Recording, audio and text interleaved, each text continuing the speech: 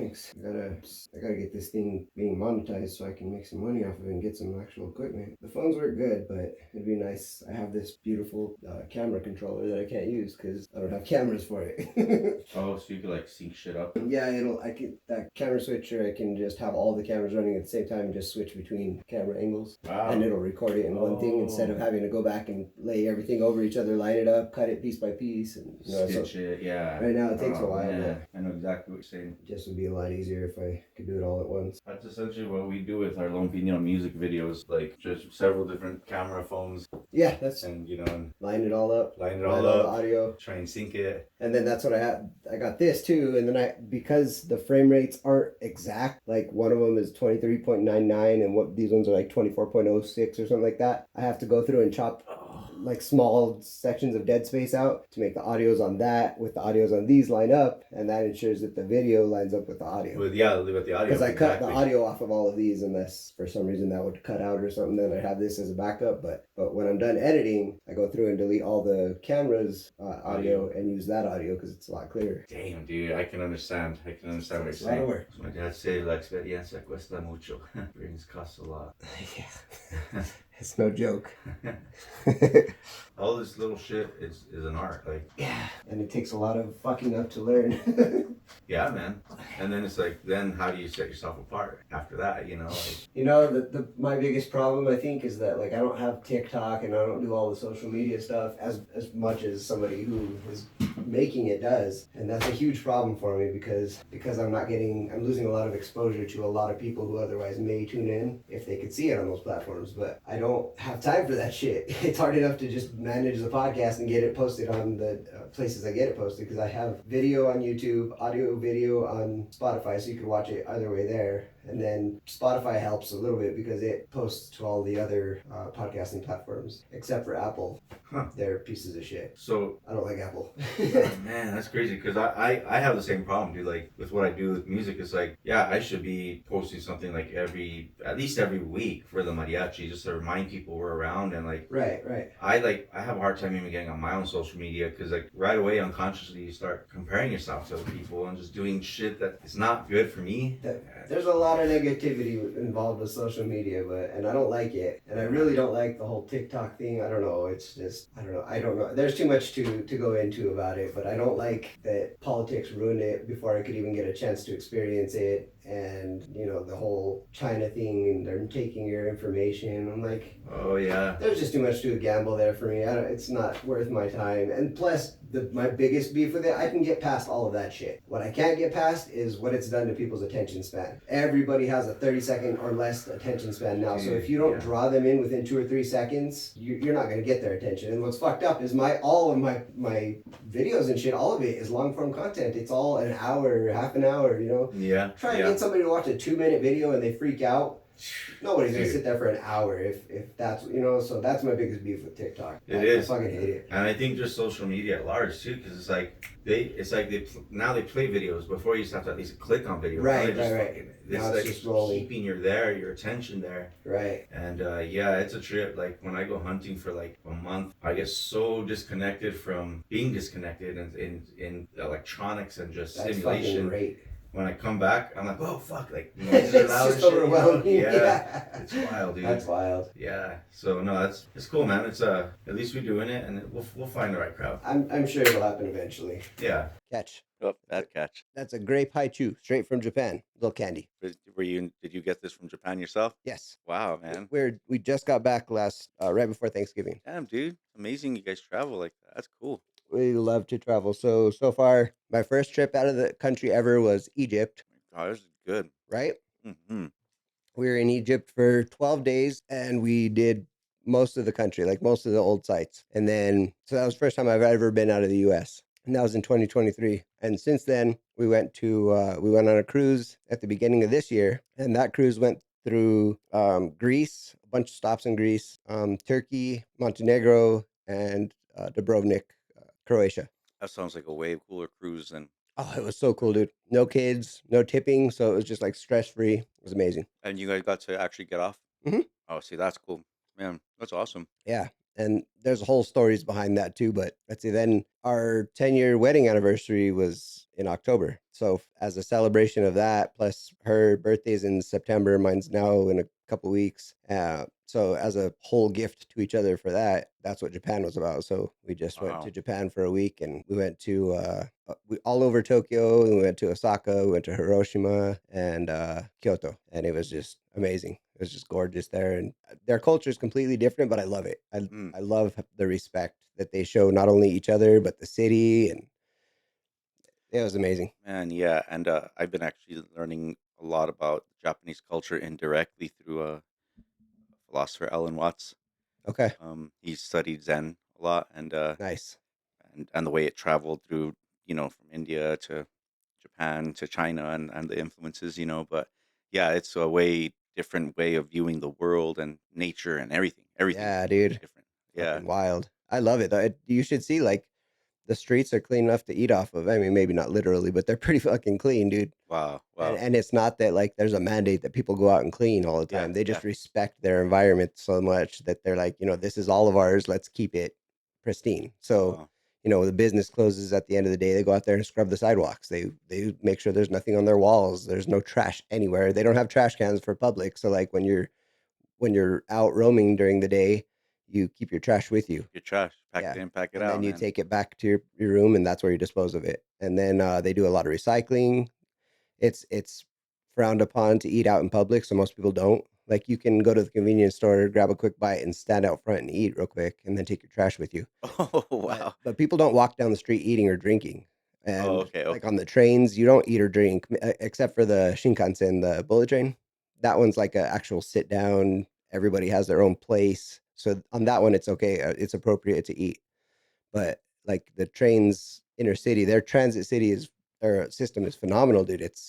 You can Wow. get Tokyo's huge, it's massive, and you can get from any part of Tokyo to any other part of Tokyo just by riding the trains. Wow. So, Wow. so when you first get there, you buy yourself a little card, and it's the Suica card, and you put a few thousand yen on it, and the yen is like, I don't know, it's like 150 yen to a dollar. That's So yeah. so it like a couple thousand yen is a significant amount of money on their end, not on our end. So then, as you enter a train station, you tap your Suica card. Tells you as you're going through the turnstiles how much you have on that card. Get on the train, go to your destination, and you're going to leave through that destination's train station. When you leave, you tap your card again, and it calculates how far you went. So then it deducts that trip from your Gotcha. card, and Gotcha. then it tells you how much you have left. And so you can get all over Tokyo for you can probably get across the entire country. It's going to take forever, but like those trains are everywhere, everywhere. They have underground, above ground, then bullet trains. It's fucking phenomenal. That's badass. Yeah, Wow. really cool, man. I'll have to make it out there one of these days. You Oh, you go ahead. should. I Yeah. was just gonna say you absolutely should. It's Yeah. amazing. That'd be awesome, man.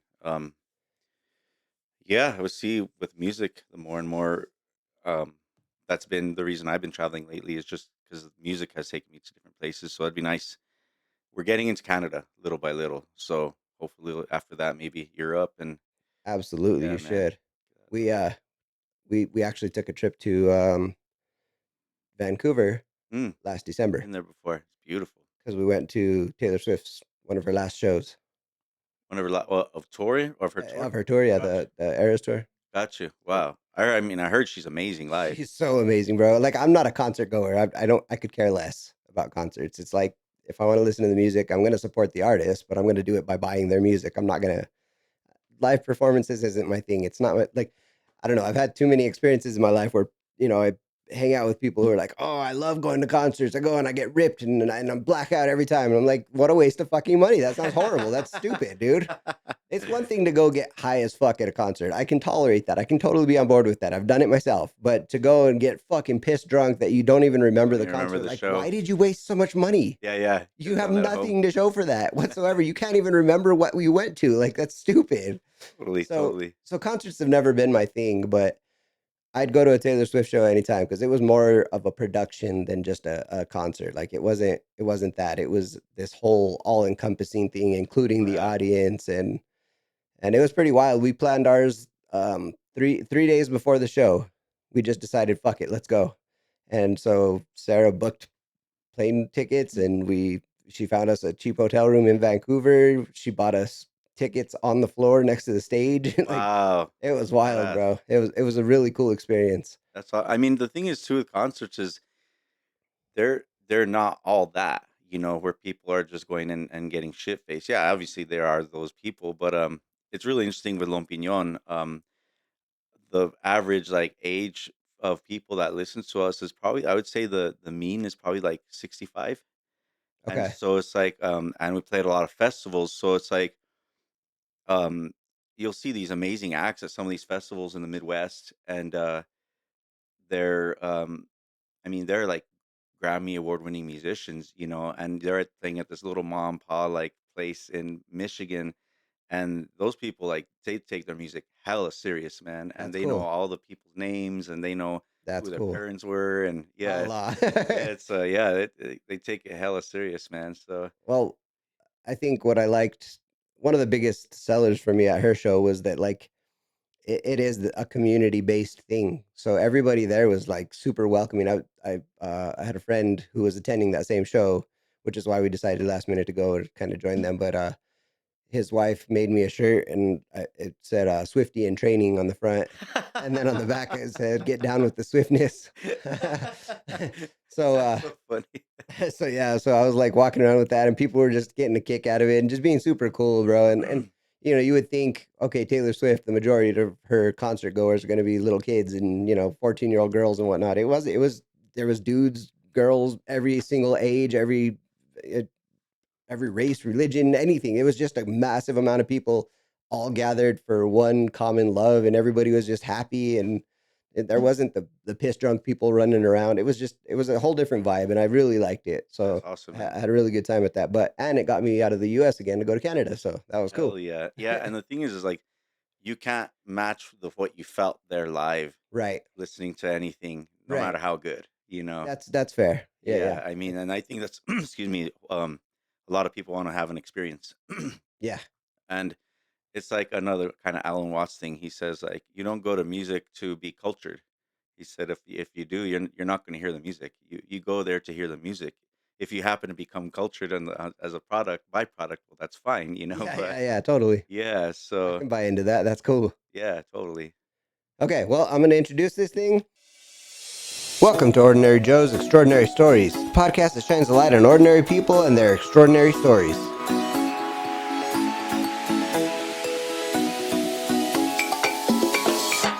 From small towns to big cities, we're sharing the real, raw, and inspiring moments that connect us all. Because every voice matters, every story counts. This is Ordinary Joe's Extraordinary Stories. Welcome back, Joes. We're back for another one. I've got another special guest. This is my good friend, Santiago Romero. I have known this man for a long, long time, and we're going to get into that. Santi, thanks for coming, bro. I And my appreciate you. pleasure. I'm happy to be here. Thanks, man. So let's take it back to the beginning. I met you at Capitol High School when I was a sophomore, I believe. You were a junior. Yeah, so we're one grade from each other. I wasn't sure if it was You graduated in 99, correct? 98. Oh, you graduated in 98. Yeah. Shit. Then I was a freshman when I met you because Okay. I knew you for Okay. 2 years before you left school. Boy, let's So go. Okay. you were a sophomore. That's wild. I graduated 2000. Okay. Yeah. So that was with my sister Andrea. So, oh, she's in my grade. She graduated Yeah. 2000? Uh huh. Bro, how did I not know that? Wait, No, maybe no, not. no, I don't no, know. because, No, okay, she's hold on.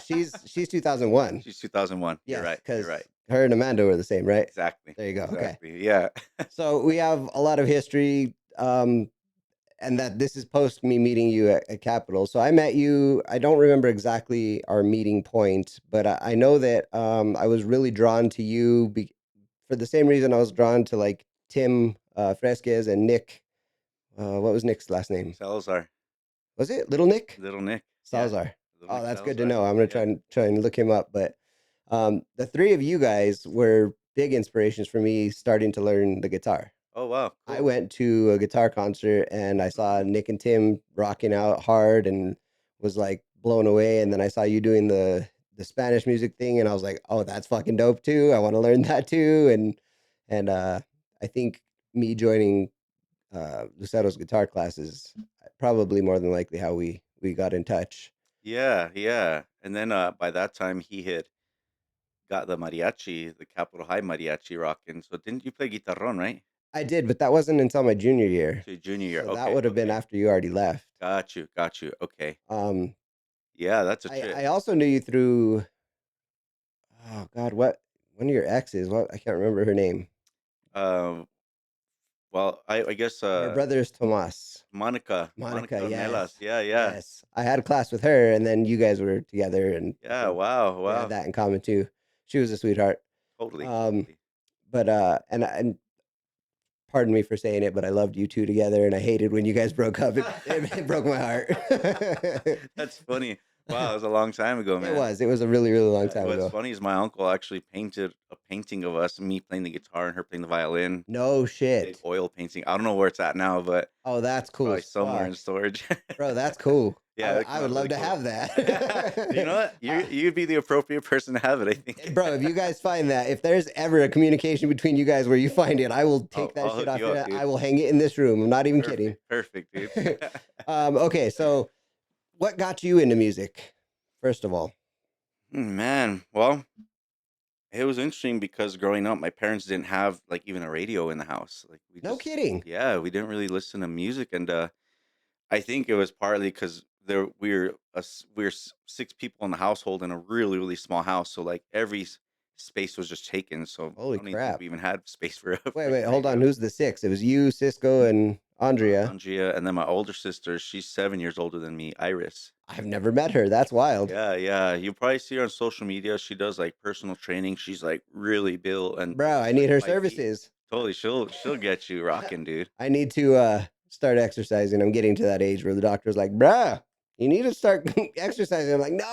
Oh man, yeah, yeah. It sucks, but once you get the rhythm, you good, you That's know. cool. That's cool. Yeah, no, but so anyways, yeah, so 6 of us there, and so um I initially wanted to play the drums. I'm not sure why. But my dad wanted someone to learn the guitar in the family. So he had already bought a guitar for my older sister, told her she was gonna learn. She was not feeling it, She's and like, the fuck I am. fuck I am. So she actually he caught her putting it under the bed. And he's like, if you put it on the bed, you never pull it out again. She's like, Cool. cool. So I started kind of fucking with it, and my there's have you ever heard of Ramon Bermudez Jr. in Santa Fe? The last name sounds really familiar. He's like a Spanish flamenco kind of fusion, kind of Okay, Gypsy King-ish. I don't want to box it, but sure. so he's a relative of mine. So my dad did some trade work with him for lessons. So I started learning at 6, just kind of on the weekends. Oh, wow. There- 6. Yeah, so Damn. learning on the metronome, No shit. That's chords, and crazy.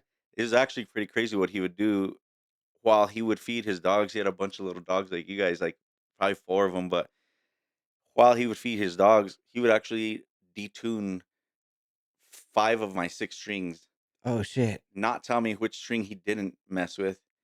Basically, I'd have to find that one string and then Tune the rest to based the on. rest. Bro, that is genius. Yeah, I mean, it kept me busy. I never got it done. But yeah, it was a really interesting way of learning. That's so good. Yeah, yeah. So I mean, but back in the day, there wasn't programs in school like how there are now. We definitely didn't have YouTube. So Sure. I just kind of jammed on my own. I remember my brother and sister would get pissed because we'd be watching TV and I'd be there just playing my guitar and they'd be like, "Shut up." Um. So yeah, no.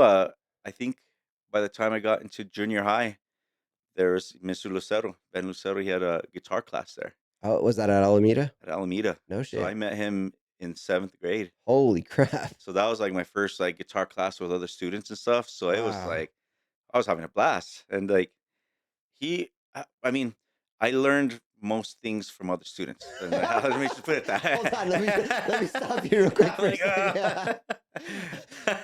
When I took his guitar class, it was the exact same thing. I had Shane Wood on here. I don't know if you remember Shane. Oh, I think my brother and him used to hang out. Okay. Might be different Shane, but I'm not sure. This guy hung out with Richie Creasel. You remember Richie? He's a badass drummer. No, Okay, well then you probably don't know I Shane. don't know. Oh, that's his merch right there on the wall. Oh, totally. Yeah, Okay, you know him. yeah, absolutely. Okay, so he and I were talking on the podcast about, we met in Lucero's class, and like Lucero taught us like I don't know, 2 songs, like Lowrider was one of them, and just some basic bitch songs. And then the rest of the entire school year, he was like, yeah, just go teach each other some shit. And we're like, bitch, we took this class so we could learn from you. Learn Like, music, dude. you're not teaching us anything. No, he would just sit in the corner writing mariachi and shit like that. Like, his heart obviously was not with the guitar program. It was with mariachi. And that's cool, to each their own. And it drug Yeah. me into that world. So I can appreciate it. But also, like, as a guitar teacher, you should probably be teaching guitar. Some shit, dude. You know what we used to do in junior high? We used to play quarters during guitar class. Fucking quarters the whole time. And then once That's it got wild. closer to like concert time at the end of the year, then we'd be like, oh fuck, we gotta start learning some shit, That's so funny, dude. But to your point earlier, like during concerts, everyone would pick like Stairway to Heaven or like Metallica or Yeah. like, Yep. and I was the only one playing these like, rancheras. And I'll be honest, I was terrified that no one was gonna dig it. I just honestly just thought it wasn't gonna be cool for junior high or in high school, especially. I think I just especially felt that way, but it was never the case. No, Everyone no, was no, always no. like, "Fuck yeah," like, Well, I mean, we're from Santa Fe, it's a Hispanic dominant culture, and Hispanic music, whether you like it or not, or want to even admit it or not as a kid, it's a big part of your world, and so you secretly like it, whether you admit it to yourself or not. Like, totally. if you say no, you're lying to yourself. Yeah, hater, man. So, and Yeah, that was no. my thing. Like, I had never even really listened to it. I listened to it a little bit working with my dad at the wood shop because all they listened to was KNW.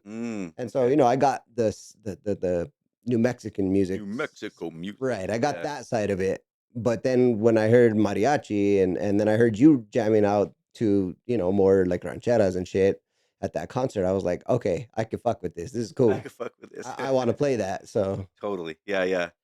but Yeah, so, man. so you thought that it was not going to be cool, and it turns out it was a big deal. Yeah, I mean, and honestly, I was I think secretly I did like singing, but my ego told me, "Nah, you don't like singing." And so I would once I got into like high school, I started to sing like harmonies. Oh, cool. Um, but really, I really I like to be part of an ensemble. I don't necessarily like to be like A solo a artist. solo artist or the star, so to speak.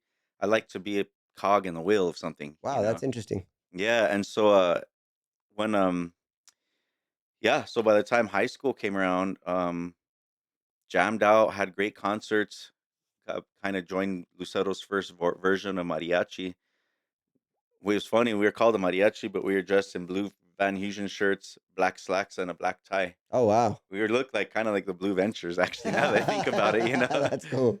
But so yeah, I mean, after high school ended, I mean, I didn't think I'd be doing music. I went 2 years to the community college, pull out my guitars at parties, try and woo some chicks with some Yeah. flat picking. And then I went to New Mexico State, and check this shit out. I had actually registered for UNM. I had already my classes and everything. I went to go visit my cousin who was graduating from NMSU that spring. Went there for spring break, and everyone was so cool. Like, I went to parties, no one fucked with me. Everyone was chill. Like, I was like, I'm coming down here. I changed my paperwork and went straight to NMSU. Oh, And wow. yeah, yeah. I mean, not just blindly. I just loved it. And right away, the mariachi culture there is huge. Oh, of course. You're All so close the to the border. Yeah, and also they have kid programs that have been planted since years ago. So these kids have been playing a lot of them up damn near professional since they were like 10, 11 years old. That's fucking wild. Yeah, so they're really fucking good. That's awesome. So I was like, I really want to get into it. So I joined a group in El Paso. They're still around. They're called Mariachi Alegre. Cool. And they at the time, Enrique, he's still the director, prided himself as us being the busiest mariachi in town, which I think we were. I can't confirm that, but damn, we were busy. Yeah. We played a lot. That's And then El cool. Paso's huge. And but the first month joining, they had already entered and won a contest to go play in Disney World with Mariachi Cobre in Epcot. Oh, shit. Yeah, us and Dude, another group. that's wild. Totally, and I was green as shit. I mean, I didn't even know how to read music, so what I was doing is I was memorizing people's fucking rhythms Holy and just shit, doing dude. it so I wouldn't give myself away. Oh my God. That's Easy. nuts. Yeah, yeah, shit in my pants. And these guys are phenomenal. Yeah, have you ever heard Mariachi Cobre? Yeah. Oh yeah. Oh man. They Oh my they gosh. they led a couple of the conferences. They led a couple conferences here. Oh, okay. Oh, I didn't realize that. Yeah, when I was playing with Lucero, we went to one. I think they did the one in Santa Fe, and then there was another one in Cruces that we went Cruises. to. Yeah. Dude, they're They badass. are badass. Vocal badasses, you know. Oh, they're all around. All around. They Yeah. can all do all of it, so it's wild. Big time. Big time. So yeah, us and another mariachi made it like to the finals, and for some reason this other group couldn't make it. So we basically got like one-on-one lessons with like this badass group. That's crazy, dude. Got to perform in Disney World, and How was that? it was insane. I was like, I mean, just a few weeks in, and I was like, what the fuck? This is amazing, like, Absolutely. dude, yeah. And I mean, so after that, like, I was basically hooked. Like, I was kind of the hard ass in the group. I really was like, come on, we gotta, gotta do this, and Sure, sure. so I played with Alegre for about 4 years. I think I kind of outgrew it a little bit, Oh, no kidding. at least from what I personally wanted and where the group kind of was going, and in hindsight, I understand that it's really hard to move everyone together. Like that's much slower. Sure. There's an African proverb that says, "Alone you go fast, together or you go far." Oh, wow, that's deep. Yeah, yeah. Dude, that's so I'm sorry to stop you again, but I just had Megan on here this morning, Megan Pacheco. Oh no shit. Yeah. And she was saying something very, very similar, talking Cool. about her mariachi journey. And it was just like, oh, with this group, they were growing faster than me, but with this group, I was growing faster than them. And it's like that speaks volumes to what you just said. That's Wow. wild. Wow. That's interesting. Yeah, she's Yeah. a sweetheart, man. Yeah. Yeah. So no, it's true. And so I this is probably the biggest break I took from mariachi. Well, one of them, or from music. I quit, and after about 3 months, I joined another group, Mariachi Real de Chihuahua in Las Cruces, and Okay. Wendy Martinez. She now plays in Texas, but I had known her since she was 14. She was one of the little kids that was just really good since young. Plays Nice. violin, sings real good. But it was like an 8-piece group. It was cool. It lasted a couple of years. Did a few cool gigs, and then I graduated, came back home, and I checked out the scene, and it was it was very cliquish. The mariachis were very cliquish. And so I kind of just stayed on the outlines. I didn't really want to be a part of it. I'd go to a couple groups rehearsals and just jam. Um, and then there was one group in particular that had a big fallout. And that night, one of the members, who ended up being my girlfriend for 12 years, Christina Gomez, she hit me up and asked if I would help her run a mariachi.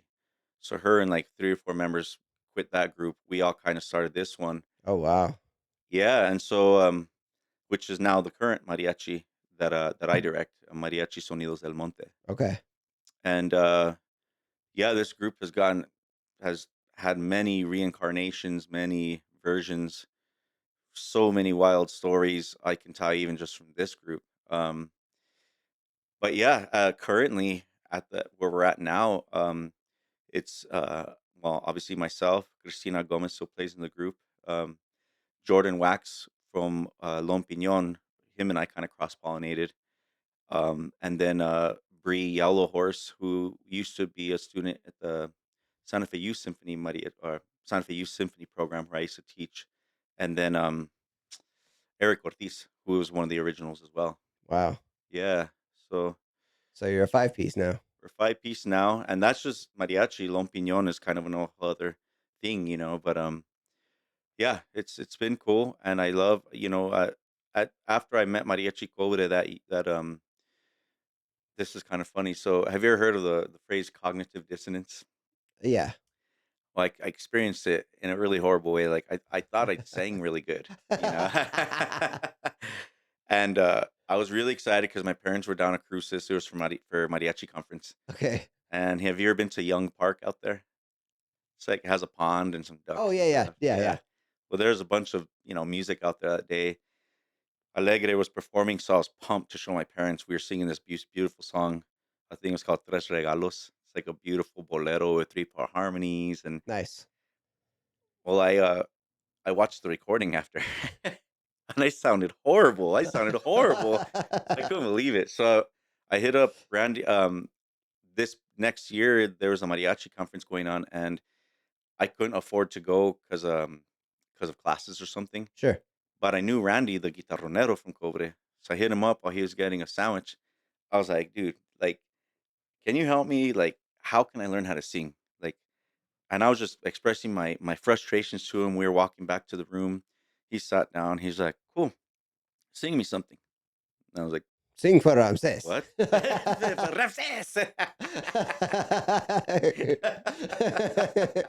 I was gonna start going down. Right?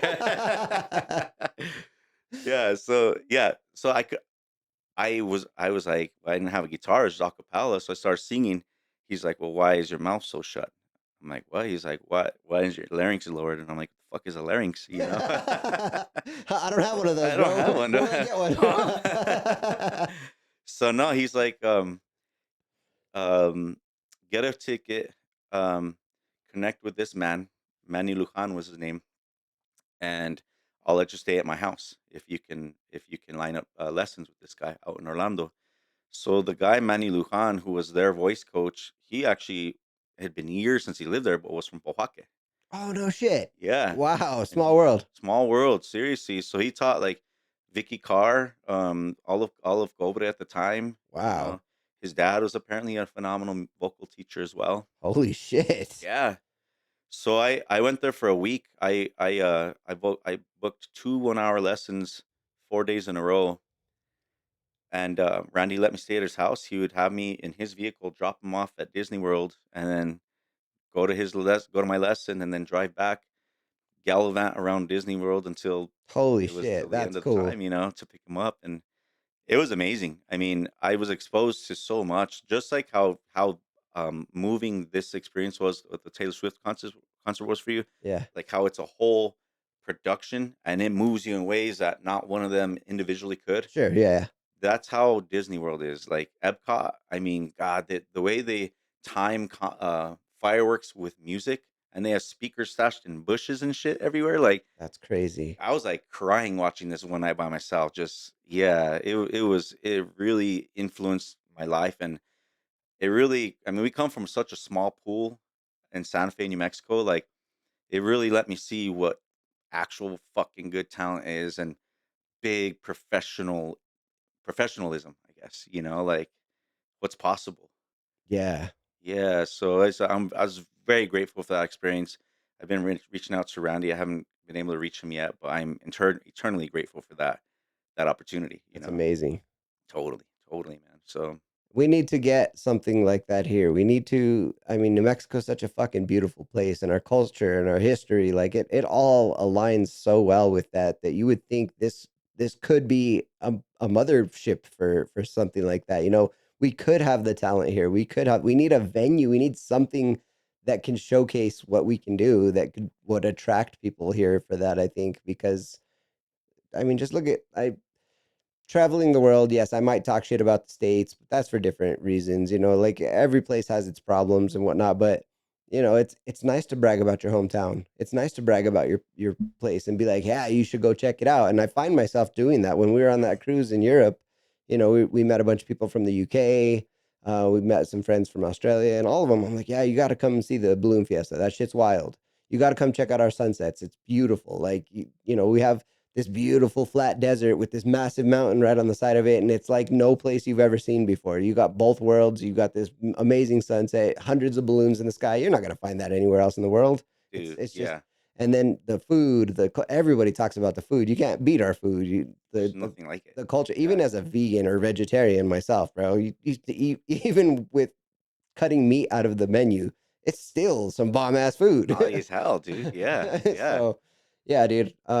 It's I don't like that you said that, but it's absolutely true that that you had to go somewhere else to experience that kind of an overwhelming draw to professionalism and to talent and all that yeah, stuff. Like we should have that here. We have the capability. We just I don't know, something needs to give.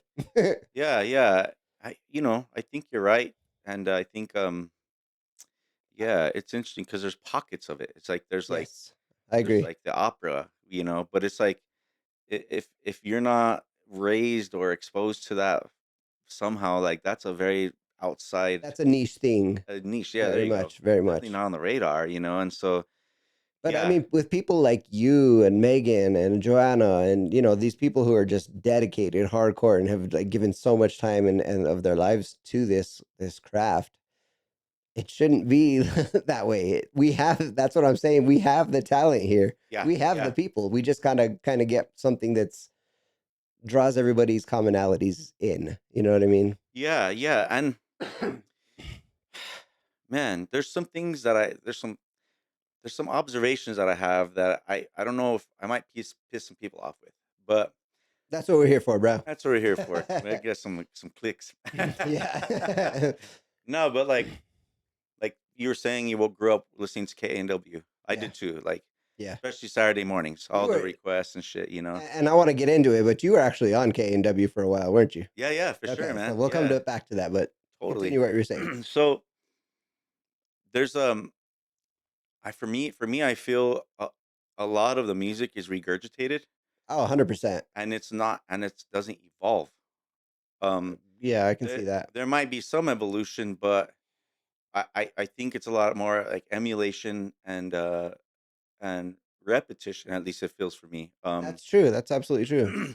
And so I, and if I can, real quick, I just maybe this is just an off thought, but do you think that any of that has to do with people fear of losing the culture or fading too far away from what was original? you You know, know, there's Bruce Lee says, tradition is a repetition of a thousand yesterdays, and he was saying that in regards to traditional martial arts not evolving. And he says there's comfort in repetition, and there's comfort that's in true. others repeating the same thing that you're doing. You feel very much part of a club. So to your point, like to your question, like I think it's scary to do something different for most because now you're being vulnerable. Now, if someone says they don't like it, now it feels a little That's bit more like they're shining not liking it. directly on you. Yeah, yeah, for sure. And so, and then also on the other side as fans, like I've heard, what's her name? Andrea Michelle Lucero, I think is her name. She's a Northern New Mexican singer as well. She Okay, also has a podcast as well. You guys should totally connect. But she she does really great renditions of like Spanish music, Northern New Mexico music. But then she'll throw in like I can't remember what song she told me. She was telling me the story personally. She threw in like "Pump It Up" or an English song in there or something. wow, Kind of like just like a poppy type song, a like pop a tune, upbeat kind of dance woven in. music. That's Yeah, nuts. and I love that shit. No, hey, I'm with Like it. I'm totally, here for it. That's cool. totally. And like she said after the show, an old lady came up to her and told her that she shouldn't be doing that kind of a thing. That's what I'm talking about.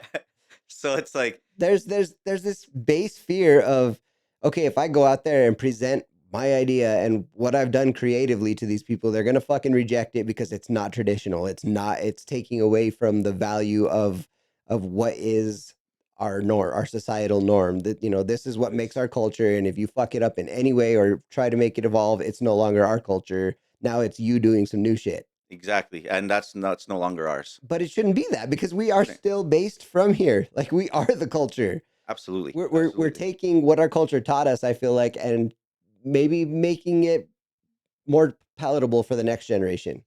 Yeah, yeah, and it's in a lot of things thrown into my mind right now. But like Jordan Wax, he mentioned to me how like genres were created only so we know who to sell music to.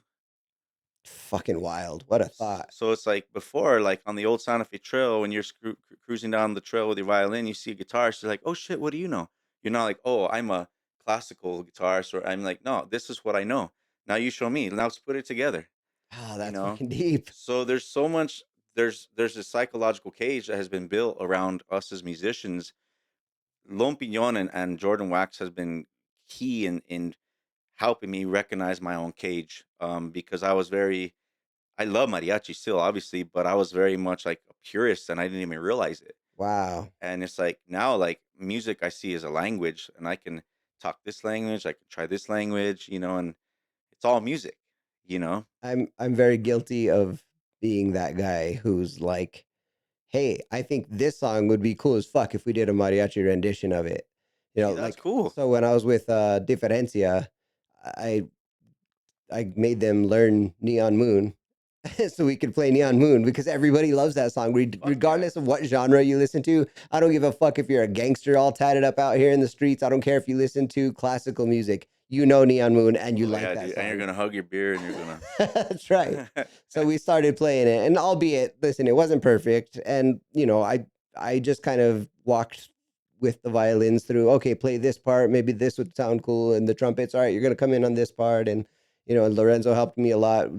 With the bass and the guitar chords and whatnot, and musically it sounded pretty good. But they Lorenzo insisted, since it was my idea, that I sing the song, and I cannot, bro. I'm that guy that you were talking about on the video that you recorded of yourself. That's me. I can't sing worth a fuck, dude. And so I was like, this is a bad idea, but fuck it, let's do it. Nice, dude. Hey, dude, kudos. And then also, especially vocally, we're all our own worst critic. And when we hear ourselves, That's it's like, ugh. no, that's 100%. That's scientifically proven, as a matter of fact. So Especially our speaking voices. yes, absolutely. Yeah. That's what stops a lot of people from coming on my podcast, and I hate it. It disappoints me. People disappoint me. You need to come on here and just talk. It's true though. Yeah, and most people have never really heard their own voice if you think about it, That's like wild. What a trip. And well, to be fair, it took me a long time to get comfortable with speaking. And then, especially because I'm editing all my videos, like my YouTube videos and then the podcast and all that stuff. I go back and I'm like, ugh, cringe. But, I've gotten to the point now that I'm like, get the fuck over yourself, drop the ego and just drop the deal ego. with it. Exactly. It's ultimately what it is. Yeah. Um, okay. So your music career extends far beyond the mariachi. Mhm. You were just talking about, evolving your music and whatnot. You got really deep into the New Mexico music also, right? Yeah, yeah, definitely. So I remember what I was talking about at the guitar concert. You were playing a, a, a few bass mariachi songs. Of course, you didn't have the whole, all the music instruments there with you, but you did have um, a lot of New Mexico songs in there, which made me super psyched because I'm like, this is the shit I'm listening to working with my dad. This is crazy. Oh, badass. Yeah, that's And exactly what it was for me too. okay, You know. so tell me about that little evolution. Where did that take you? So that's kind of it's weird because I played that mostly in junior high and high school, like the all the lead songs, all the Eddie Dimas, all the Yeah. Perfección, Yep. El Hurricane, all these guys, Which and is wild. I'm sorry to interrupt you, but outside of this state, people are gonna be like, "What the fuck are you who are these talking about?" people? Yeah, totally, I've never totally. heard any of that shit. Yeah, and actually, Eddie Dimas is an Arizona musician, Oh wow, but his music just hit dominated here in New here. Oh Mexico. yeah, big Yeah, time. and that's what also frustrates me about KNW is they don't give credit to the songs and the musicians. I was under the impression all these tunes were made by New Mexicans growing up. Same. I went to Las Cruces, fucking found out like none of them were by New Mexicans. That's Maybe nuts. like 2%, It is not New you know? Mexico music then, and that's kind of false advertising. I mean, it might be New Mexico rendition, But I mean, I wouldn't mind if they said New Mexico music, but I think they should give credit to the artists because fuck, we don't even get money anymore with the internet and stuff. At least give us fucking credit, Absolutely. So, anyways, kind of side tangent there. So where was I going? About your, Oh, your New Mexico music journey. Mexico music. So I grew up playing this music, and once I went to Las Cruces and started playing mariachi, it was weird. I kind of like abandoned it. Like I just immersed myself in mariachi and singing, and just kind of just I don't want to say discredited it, but I just definitely put it in the back pocket. And even though the guys down there, a lot of them dug what I did, and they wanted to learn more about it, I was just like, No, no, got time for that shit. mariachi time. Yeah, yeah. So it wasn't until I moved back home. Excuse me. So kind of a side note. In Agua Fria Village, you remember when they extended Rufina Road? That was essentially way back in the day. We were trying to incorporate Agua Fria Village to be our own village, so that the city of Santa Fe could no longer kind of impose their whatever on us. Sure, sure.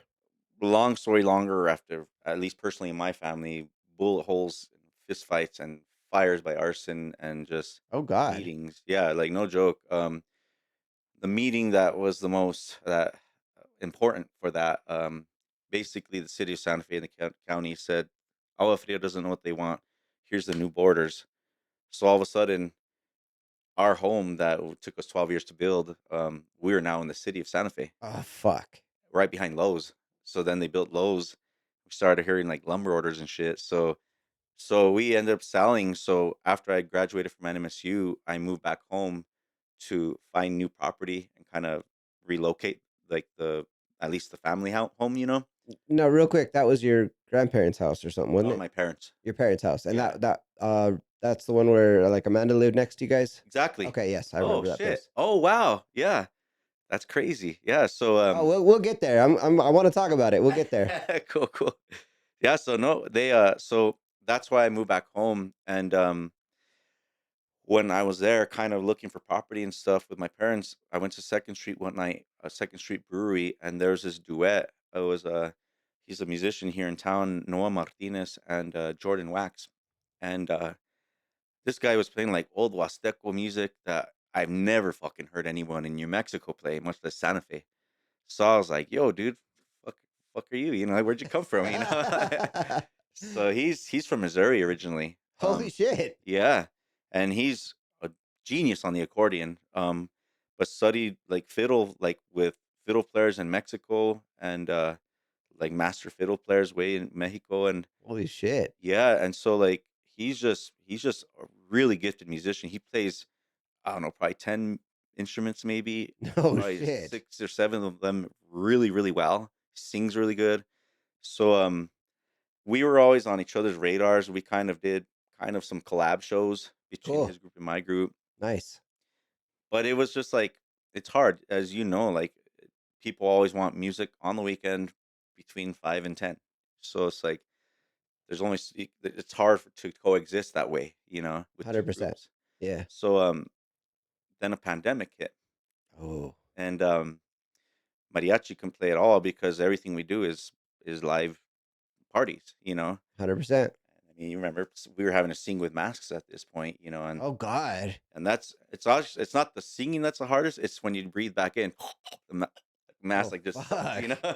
I didn't even think of that. That's It was nuts. hard, yeah. Lon Pinon ended up getting a bunch of remote kind of video gigs. So it was me, him, and then Really? yeah, and even still with masks on video, Oh you God, know? really? That's You look at nuts. him, it's crazy to look back now at it, you know? Uh, Fuck that. I can't believe people would pay for that, honestly, because like there's internet lag. There's like just to try to be on tune in fucking time with somebody who's on at another house, like with internet lag. That's mind blowing. Yeah, it was a lot of odd gigs like that, and then do you remember when they built excuse me, the big drive-in at the Downs? Yes. We played there for a live show. Oh, that's cool. Yeah, and I like even that. outdoors with masks, it was wild, but That's crazy. so it was me, Jordan, Karina Wilson, and Tanya Nunez. um, Tanya's from here in Albuquerque. Karina is an amazing violinist. She's played in like she studied in Ireland, and she's done several tours in Europe, and she's a phenomenal musician. But so we all started playing and collabing, and our synergy is insane. This group is like an all-star group. Like we're all really individually good, but then our synergy is just other level. Like Wicked. the shit that we start jamming is just like the ideas that come is like it's insane. That's cool as fuck. Yeah, dude. If you see us live, we'll melt your mind, dude. That's Seriously. awesome. Yeah. But yeah, so me and Jordan talked for a few months. I was really afraid to actually join the group. I was really afraid of like feeling like I was abandoning the mariachi. Um, but we just both kind of cross pollinated. We communicate a lot, and also it was probably roughly around this time where like Christina and I started kind of having a rough time, and so I think it was kind of at this time too that I was realizing like I'm very, especially as I had been directing the group at like 10 years at this point, and like maybe more, but it was I tend to concern myself more with other people than myself, Fair know, enough. like, and so I realized I'm like, damn, dude, like the only person that's going to look out for you is you, and like you have this opportunity and you're not abandoning them. You're just putting you first, Sure. So it's been good. It's been good, man, because now this group, like, we've been like, I went on the first tour with this group, and touring is insane. Like, it's wild because, like, we'll fly over there, we'll rent a van. The bass player has a bass that she literally puts together out there, and What? yeah, it's a collapsible bass. What the fuck? That's It's nuts. crazy, dude. Yeah. So we just have like 2 or 3 weeks lined up of just shows. You just play, you drive, you sleep, you wake up, play, repeat, rinse, repeat. Wow. And oddly enough, hunting has trained me how to be solid mentally and physically, because it's like hunting, you get up early as shit every day, you bust your ass every day, go to bed tired, and then you wake up after a few hours again in the dark, and you got to put a smile on your face and do it again. Otherwise, you ain't gonna see shit. So touring is like the same thing. It's like you're tired, you're beat, but you gotta have good vibes, and the good vibes come back. And every time you get on fucking stage and the crowd is just going off, you're like, oh, you remember why you're doing this. Because those times are short versus all the travel and Sure. energy. But it's high octane, man. And like, I'm telling you, like, our music, it's really good, well put together. And like, I call this, is it a litmus test? Litmus? Litmus I test. think so. So like, there was this one in Minneapolis one night.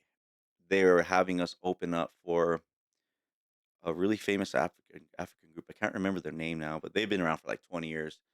Um, yeah, it was an interesting night. So I told the group, like, no, not only does not anyone know we're playing today, but no one knows who the fuck we are. Yeah. So let's see how good our music is. Let's see what's up. And so I was like going with that vibe in there. And the way I was listening to the South African group, because I never heard of them, I was like excited to hear them and share the stage with these guys. Rolled up and they had this huge tour bus. So I was Sick. pumped. Well, then I get there and they're like, "Oh, the band doesn't want to share the green room with you." I don't Oh know. I don't know if that wow. was the words, but I was like, "The fuck do they mean? The fuck do they mean?" Like, I was pissed, and like Jordan and Karina seemed to be like cool with it, and I was like, "Fuck that. That's bullshit." And so I was like, "Whatever." So then me, so this is kind of a funny, just side story, but Tanya and I are big fisher people, Okay. so we packed our reels and we bought cheap rods there at Walmart, Yeah. and we were fishing wherever we could. So her and I came up with the idea. This was like a community center. We thought, well, this is a great place to leave the rods. Maybe they could hook up a couple kids with it. Yeah. So I was walking them in, and this lady's like, "Hey, what are you doing with those?" I was like, "Oh, these are fishing rods. I'm bringing them for the kids." She's like, "We don't want those in here." And she was like repulsed by me, and I was already pissed off because the band pushed the door. She's like, but no, I was like, "Oh, it's all good." I fucking snapped like four of them, crack. And Jordan, he's like, "No, no." I'm all, "Fuck that lady." He's like, "What lady?" I'm all, "This fucking lady." She was following me out. And anyways, so Holy shit, dude.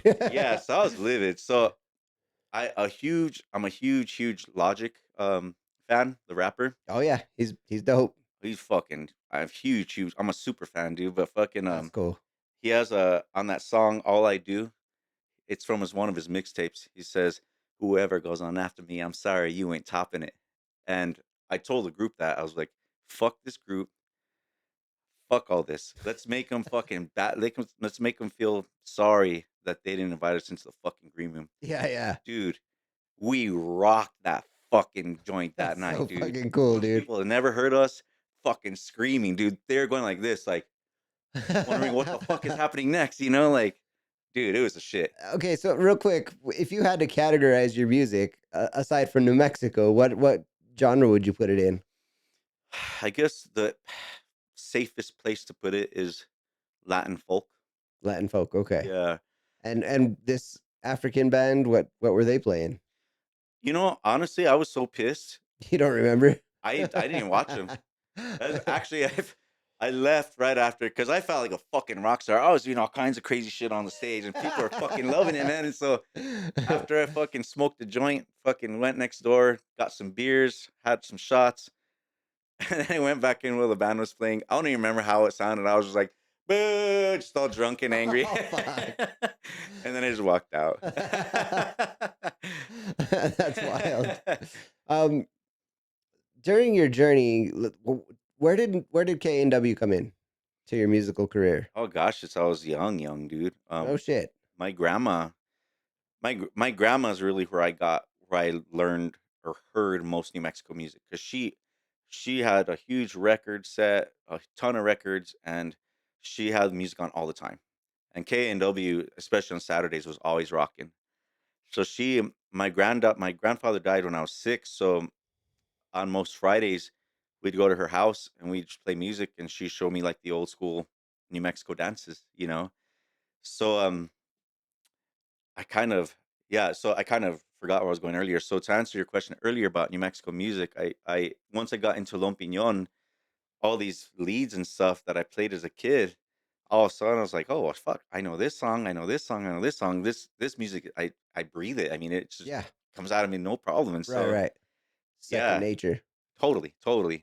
And so, but now like with within the genre, or I don't want to say within the genre, what we play is obviously New Mexico music, some of which is like over 200 years old. Some of these tunes, we just put kind of just new wheels on them in a sense, Love it. and also we kind of make them so that because most of these songs are dance songs and they're highly repetitive and simple, so Okay. we alter them so that it's more listening and concert music.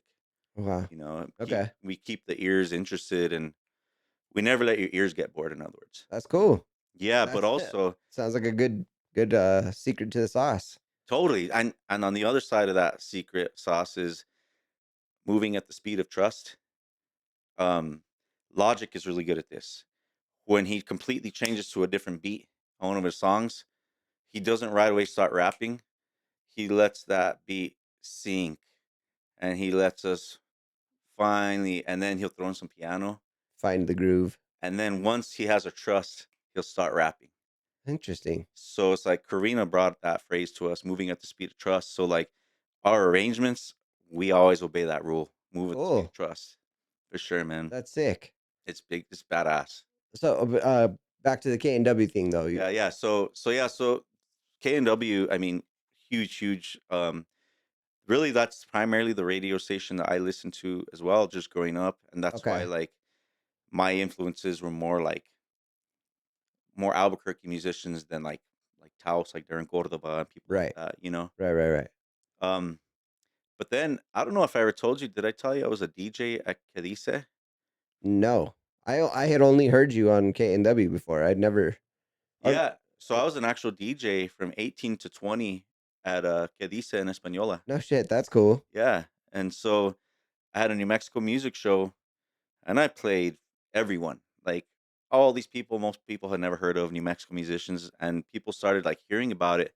So they'd roll in and be like, "Hey man, can you play my CD?" I'd be like, "Hell yeah, man." Oh, that's cool. Yeah, dude. So it was fun. Like, but you figure back then I was doing a computer, a cart machine with carts, like 8 tracks, Oh shit. and 2 CD decks, Holy cow. and then 4 phone lines.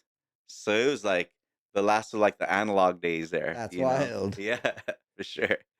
Um, fuck. That just made me think of something, and I totally spaced it there. I had brain fart. Um, so how long did you do all of the radio station stuff? That was just a couple years. That was why I went to the community college. Oh, okay. And, Okay. and so my buddy Tomas, I met him there. His dad is the owner. Oh, And sick. so, yeah, and That's it was cool. like $6 an hour, and I commute to Española, but it was fun as hell. Yeah, absolutely. Like Yeah, just to be a radio personality, then you're known in the community. You know what I mean? That's kind of cool. totally. I get some crazy call-ins, dude. Like what? I mean, like every week, Precious Perez was the name. Santiago, this is Precious Perez. Should I say the same request? And I always get people like inviting me to their parties and shit. No You shit. know, one time I gave in. One time I gave in, and went to this pad, and it was like kids running around in diapers and like ladies like with 40s and cigarettes. And, and and I was just solo, and I was like 18 years old, and like I was afraid to leave right away, so I just sat down and like kicked it for a while so they wouldn't think I was like a narc or some shit like that. That's It was wild. so funny. But after that, I was like, fuck that, man. I'm not Not going going to to anybody's parties place. anymore. um, so okay, let's take it back to high school real quick. I wanted to talk about your blue truck. I That fucker was beautiful. still have it. Do you really? That's so Mhm. sick. I love that truck. And your style, your presentation of yourself, and it completely changed. And when did that happen? What was the preimpetus for that? Because you used to be like a clean shaven fade, and Oh, you I were see. just like you dressed like everybody else. I mean, not Yeah, to yeah. say that you were just a bland, boring bitch or anything, but you dressed in fashion, what was in style, and just clean shaven, nice fucking fade. And then I didn't see you for a few years, and I saw you again, and it was this. And I It was was this. like, where did the Weird Al come from, bro? What the fuck happened? Dude, I get Weird Al. I get Jesus Christ. I get fucking.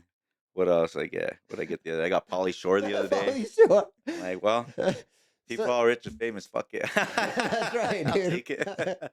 So what was the preimpetus for that change? Where did that come from? Oh my gosh.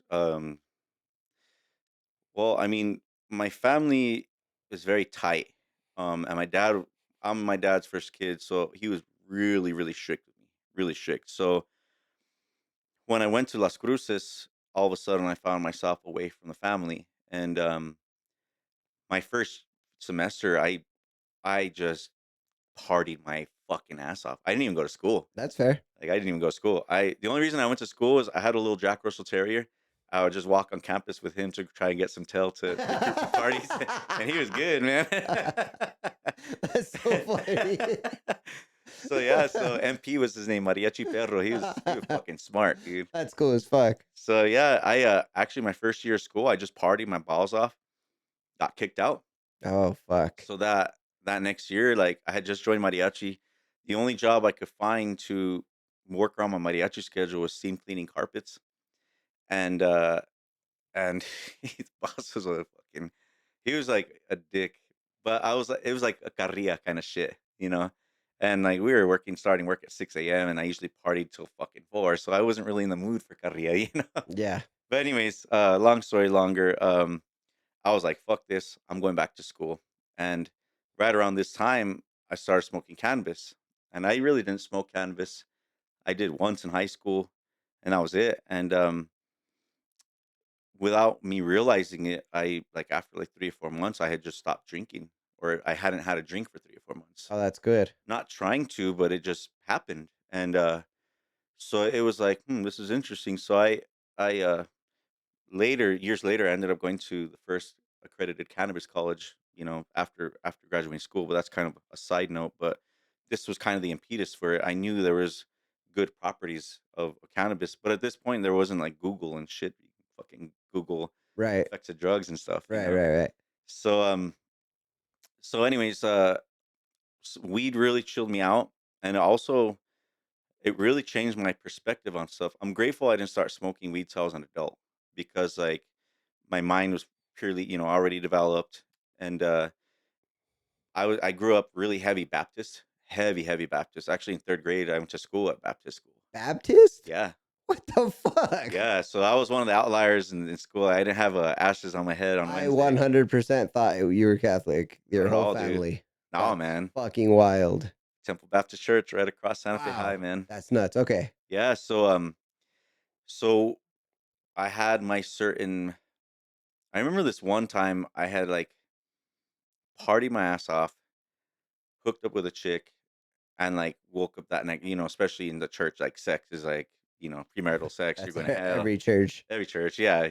And so I remember just feeling extra shitty. So I found like our version of a church, because at the time we were kind of going to Calvary Chapel here in Santa Fe.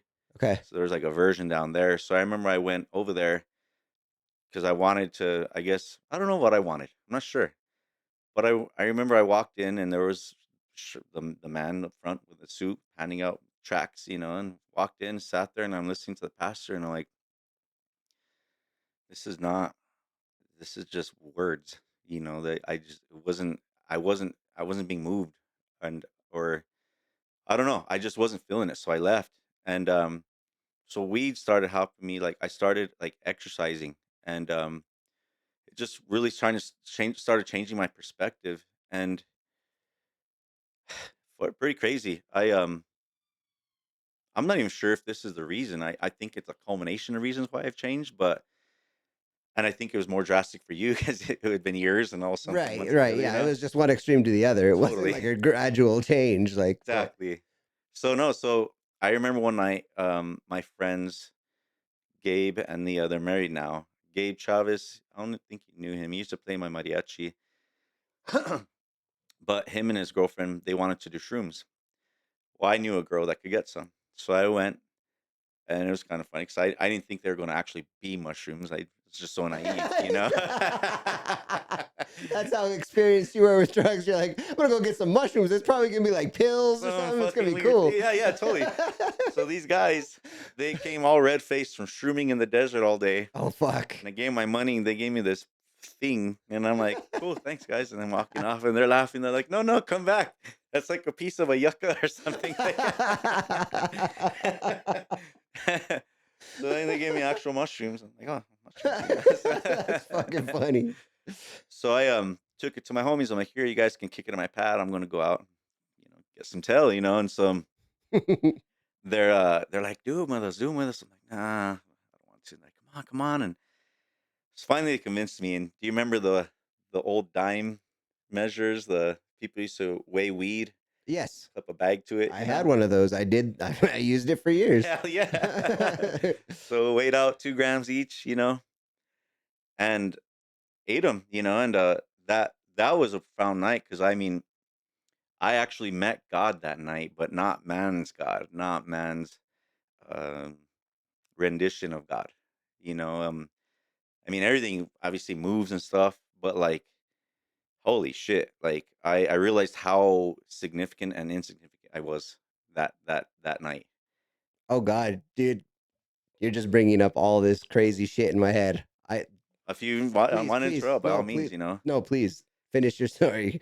Yeah, no. So I mean, after that, I just really you just really, I mean, you realize the matrix. You realize what is real and what isn't, And so like, fashion is cool. I don't hate on people for it. And you're right. I used to be waist styling, but it's like you figure like these shoes, they're like 10 years old, like I have a handful of jeans and a few tees, and I think also hunting has taught me it's like you need what you need, and anything else is just excess.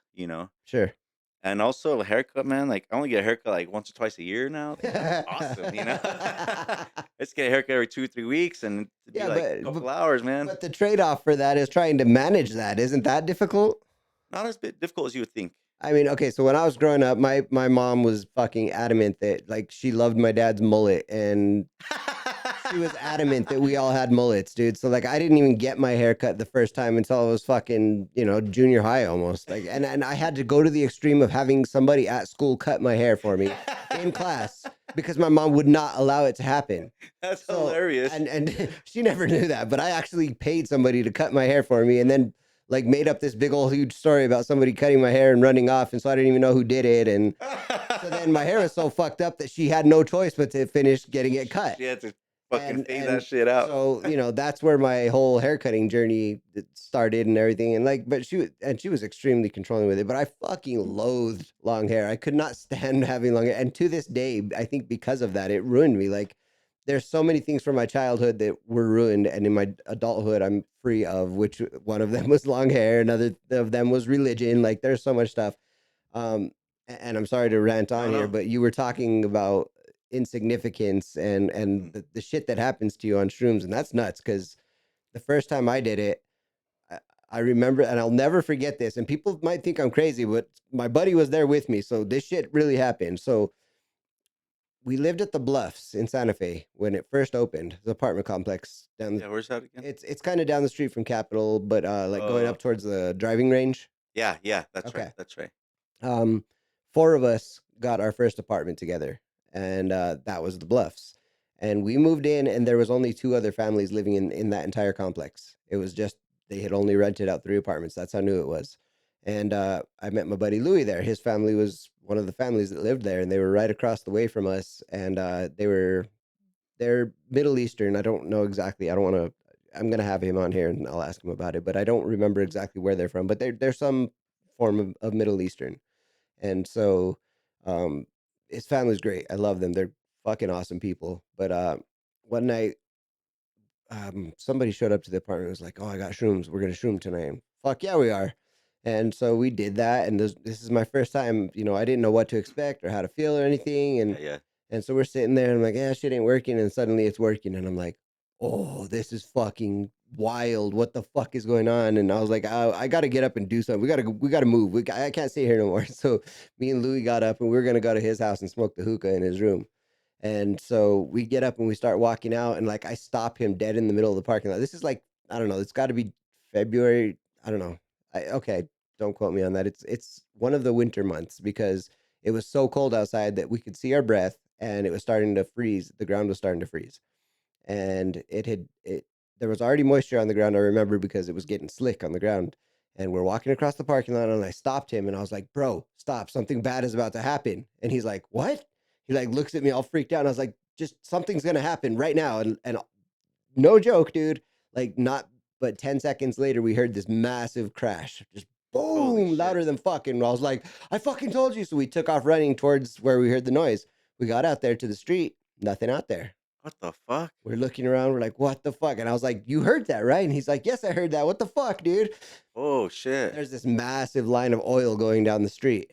And I was like, oh, let's follow the oil. So we start walking on the street, and we're following this big trail of oil back into the parking lot. It turns out that friends of ours had left the apartment to go to the gas station. And on their way back, they hit the ice and fucking smashed their oil pan Oil into one pan. of the curbs and still drove the car into the parking lot. Damn. But it was like this whole nother world. I knew that shit was about to happen. I just felt that it was going to happen. I didn't know what was going to happen. I just knew something happened. That's why I stopped him. And I was like, don't move. Something's going to happen. Wow. Well, It was a trip, dude. And by yourself, man. then, I don't know, from there, there was just epic amounts of shroom doing. I did it so many times that I finally got burnt out on it and had a bad trip, and that was the last time I ever did it. But I had a lot of fun, but I realized a lot of crazy shit on shrooms. There was a lot of times that I just sat there. I remember one time specifically, there was we only had 3/4 of a gram. And I was like, this is not enough for anybody, bro. This is not gonna do anything. And my friend Alex is like, yeah, we'll make it stretch. And I was like, I heard about shroom tea. Let's try that. So we boiled it, and one of us drank the tea, the other one ate the shrooms. And both of us fucking lost it, dude, for 8 hours. We were just so Holy fucking deep shit. in it, dude. And our kitchen there in the Bluffs had alternating black and white tiles. And we Oh my sat there god. That for, was bro, probably I'm not fucking kidding, with like you. 3 or 4 hours, me and him just sat there on the counter, just staring at the floor. Like we didn't move. Yeah, yeah. Oh, Like I people were understand. coming in and out, and we were just sitting there, just like, this is fucking nuts. And I just, so much Wow. crazy shit. Yeah. But I honestly feel like that is a very mind altering, but in a positive way, drug. It's not it's not acid, it's not man made. It just grows like that. Yeah, And yeah. yes, you're poisoning yourself, but also the shit that it makes your mind do is fucking wild, dude. When they have intelligence. They know what you need. And have you ever heard of that what they did? I think it was in Hong Kong with the train system over there. What? They were having a hard time finding an efficient system to run the trains to all the different stations. Okay. So they basically emulated, they made a smaller version of the exact same grid that they were dealing with, and they put food for the mushrooms at all the train stations.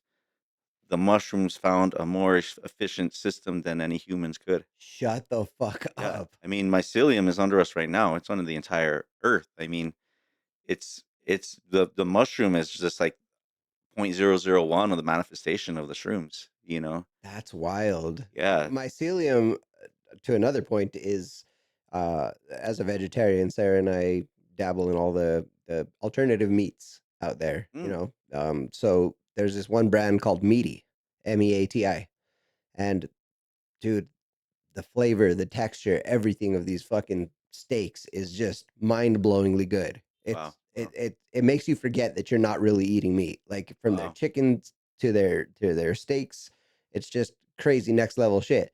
And it's made from mycelium. I never heard of that. That's a Oh, trip. it's so give it a try, dude. Like it's fucking nuts how good it is. Man, totally off topic, but I follow this thing on Instagram where it shows vegetarians eating meat for the first time. I'm like, whoa. It's so funny to watch. But, yeah, so anyways, mycelium. Yeah, no, that's a trip, mycelium. That shit is nuts. No Yeah, joke. dude, it is. And have you ever microdosed? No. Dude, it is amazing. So you know how like when you take a heavy trip and kind of on the back end of it, you kind of have like these epiphanies about life.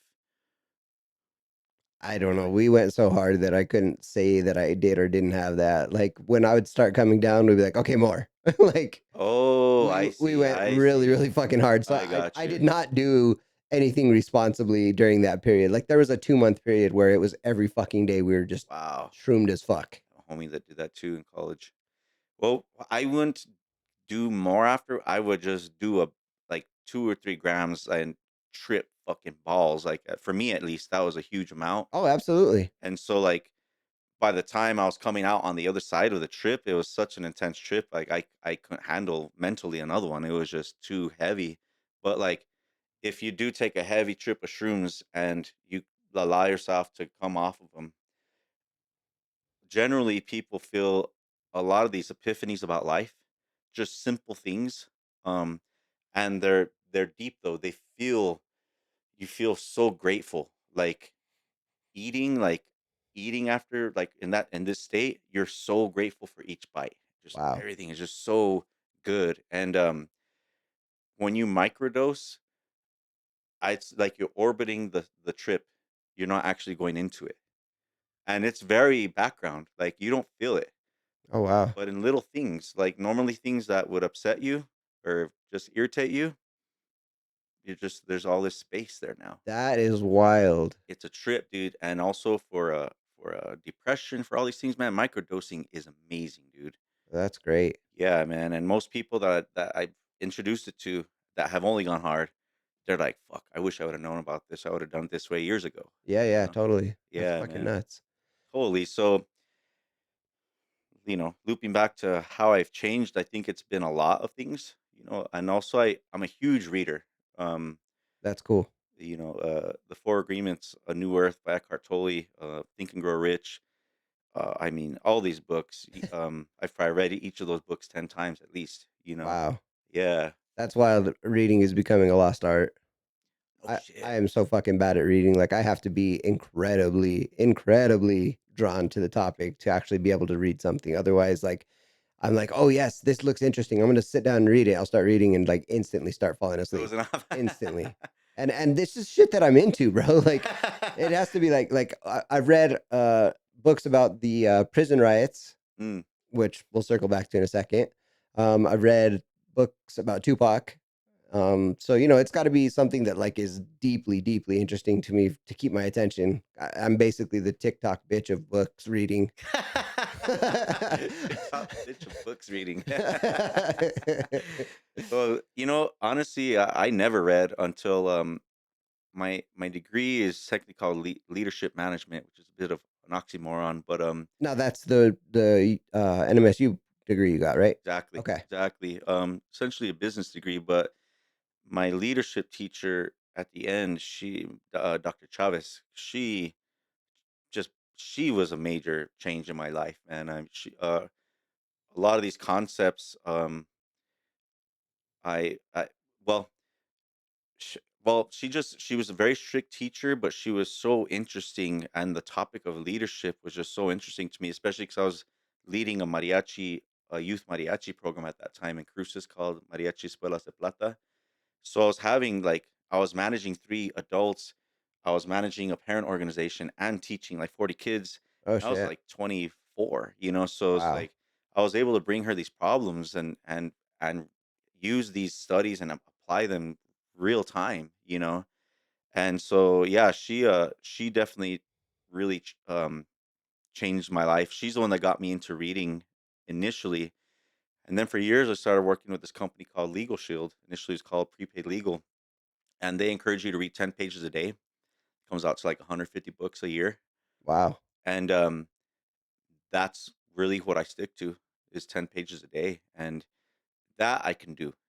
And while I'm having coffee in the morning, drink that, that's perfect. But now if I try to read at night, same Maybe that's my knockout, dude. problem. Maybe that's it. Maybe I got to do my reading early in the morning. Early in the morning, and I don't know if I Yeah. drink coffee or matcha or And to be fair, like I can sit there and read articles all fucking day, like on my phone. Like a news headline pops up, and I'm like, oh, that looks interesting. I'll sit there and I'll read the entire article, no fucking problem. it's But almost like knowing that it's going to end soon. You know? maybe, which would bring that only enforces the my statement of being a TikTok bitch. Like, oh, it's gonna end soon. Let me get through this. Whew. No, but it's actually shit that I am interested in. Obviously, my news headlines are catered to my taste. So it's like It's true. aviation shit. You probably don't know this, but I became a huge aviation nut. But Hmm. not all kinds of planes, just commercial aviation became a big fascination for me. And Oh, there's a whole story behind that. But I've held you here a long ass time. um, whatever, yeah. I want to keep talking to you because there's a couple things I still want to touch on. I, through this conversation, the number 6 came up a lot, and that's really weird. I don't know. Just to you. Yeah, I've heard you say it a bunch of times. You talked about being 6 years old and getting into music. You talked about your grandpa dying when you were 6. You talked about 6 people living in your house What the in a fuck? tiny little house. Something we have in common is there was 6 of us in my little house, and we lived in a fucking a camper, like Wow. a single room camper, and there were 6 of us. So it Oh was my me, my 3 gosh. little brothers, and my parents in this little tiny camper, and that hit me, and that was fucking weird. I don't know why that stood out, but It's amazing, dude. Yeah. weird little pattern I just noticed in this conversation. Um, Mm. I wanted to talk about your family a little bit. I also wanted to talk about Legal Shield. You're no longer with them, are you?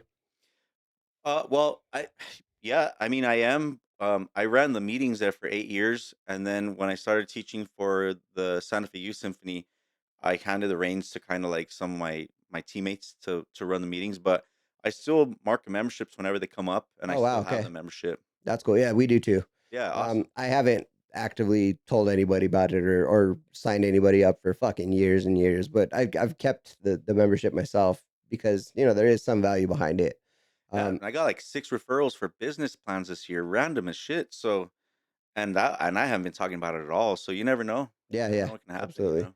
know. I like to hang on to it just for that, aspect of being able to have them in the background and send them paperwork if I need it reviewed or have a question or, the will and all that good stuff. So, Totally, yeah, so totally. we'll probably hang on to it. I wasn't thrilled about them raising the price. Did you get Same that here. email? Well, see, that's something I always understood that we were supposed to be grandfathered in Oh, okay. at like the original rate for me was 17. I'm not sure what yours was. It was like 25. And oh yeah, like 20. Now it's like 29, right, or something. The email I just got said they're raising it to 34.95 or something.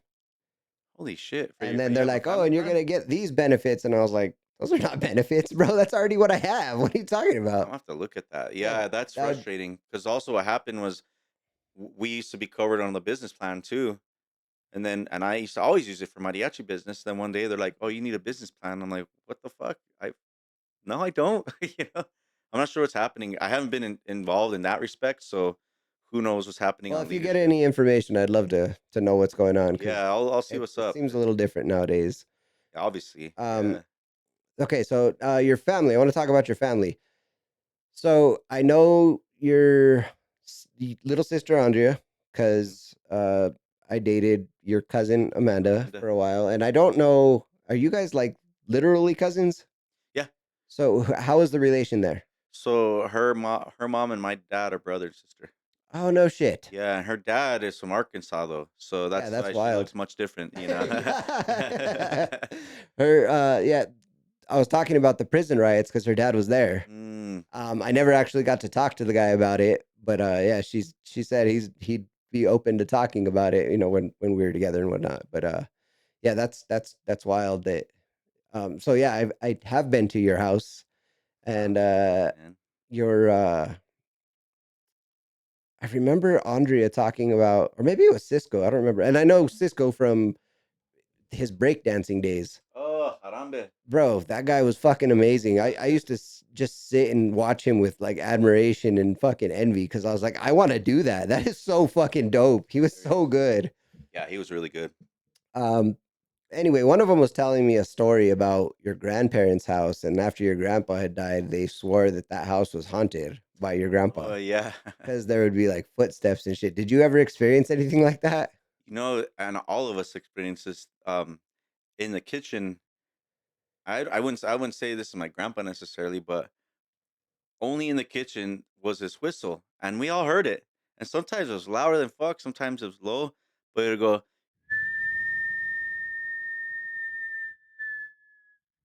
and we'd open the kitchen door, and you couldn't hear it out there. You could just hear it right there in the kitchen, and it was just in the ether, like it wasn't coming out of a wall. It was fucking weird. the, Yeah, but that was a regular thing there for sure. the story I heard was also footsteps down the hallway or something like that. Oh yeah, actually, you're right. You're right. Um, Me and my brother, footsteps walked up to our room because it was tile, and then when I got to the carpet, him and I put our blankets over our heads because we couldn't track the steps anymore. That's We was fucking like we were nuts. watching them. Yeah, I forgot about that. I forgot about that. Now, from maybe it was your sister and Amanda telling me because from what they said, it was not, or maybe it was Cisco. Anyway, whoever was telling me the story was like, it was not a threatening or malevolent presence that we kept sensing or hearing. It was comforting. Mm, mm, So that's where the your grandpa thing came in got you. to the story. And did you ever feel that? Yeah. I mean, I probably have a lot more feeling of that where I live now, which is my grandparents' home. Oh, you live in that I house. live in that house now. Oh Yeah, shit. yeah. So I have interesting little things that happen to me over there, but you absolutely can tell it's love. Like it's almost like carrilla they do. Yeah, They yeah. kind of mess with you a little Yeah, bit, yeah. you know. So give me a speak more on that. Like So like tell me something. I'll be exercising and like one day I was like doing sit-ups and I was just there in between sets breathing and my full glass of water just falls and I'm like what the and I'm like trying to see if there's a board or something under there, like because I literally just saw it, and there was no reason for that to happen. And that would take a good push. That's wild. That's one of them, and then oh, one that was scary, more just because it was startling. I was in my room getting ready, which was my grandma's old bedroom, and I heard BAM on my. There's a door that leads outside to the porch, and I heard BAM on the wooden part of it, louder than fuck, and scared the shit out of me. And that pound had to have come from inside because there's a screen door outside that door. Oh shit. So it was just like, the fuck? Like nothing else happened after that, but Oh it no, was no. startling, man. Yeah, that would have been the my exit. Okay, and with that, I'm dropping the mic and leaving. Thank Dude, you. like I drank for like the first month every night over there just because I didn't want to go to bed sober. I didn't want to hear shit, dude. That's fucking nuts. But And it's that's in the village of Alfria, right? yeah, that's right on Agua Fria Road. That's Yeah, wild. and my brother lives in their first house. Oh shit. Yeah, so and we're right by each other. That's nuts. Yeah, man. So we our property used to go from Agua Fria all the way to basically there by Lowe's. Yeah. So once they cut that off of Rufina, so it just goes to Rufina now. Okay. Yeah, I remember that road used to suck shit. I a hated long driving ass down road that too, road. man. It was Yeah. so long. Okay, well, I've dragged this on long enough, and I made you bring your guitar. I want you to show some of your chops if you don't mind. No, not at all, man. I How would should I do with this mic? just push it back a little bit. I'm gonna need you to like keep it close to you so we can pick up the guitar and your singing. And I don't have a request, so I just want you to pick a song and rock out with your cock out, but please don't pull your cock out. SpongeBob. Yeah. I'll tell you about my first tattoo. Uh-uh. So me and my dad, actually, this is worthy. My dad and I got in this huge fight while we were building our home. We had finally found property and we were rebuilding this home, Okay. and we were stressed out. And the building covenants only allowed us to build for a certain amount of months. You had to be done. So we were just stressed out, and we got in this big old fight. And I told my dad, "Fuck off, you know, you can do without my help, you know." And it was the first real fight we got into, Oh, like as jeez. I guess me as an adult, you know. Sure. So I was all upset. Went to my homegirl. Do you know Stephanie Bornman? No. Red hair girl. She graduated with me, Okay. but I went to school with her since fourth grade at Agua Fria. Oh, wow. And so she what the hell was I gonna say? You're talking about your tattoo.